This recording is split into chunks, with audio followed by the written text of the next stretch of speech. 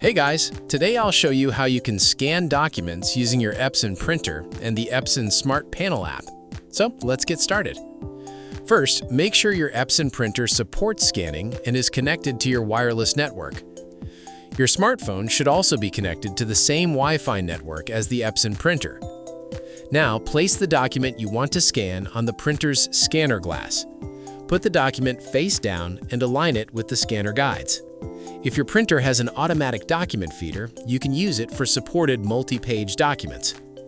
Next, open the Epson Smart Panel app on your iPhone or Android phone. If your printer isn't already selected, choose your Epson printer in the app. Once the printer is connected, look for the Scan option on the Epson Smart Panel home screen and tap it.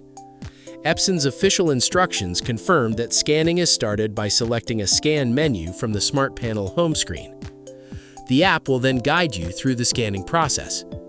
Depending on your printer model, you may be able to adjust available scan settings, such as the document type, color mode, or other scan options.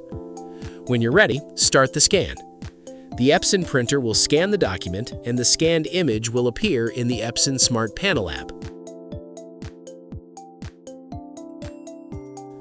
After the scan is complete, review the document and follow the options shown in the app to save the scan file to your smartphone.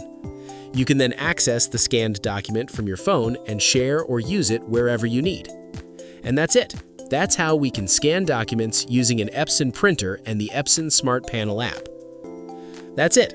If you found this video helpful, consider giving it a like and subscribe.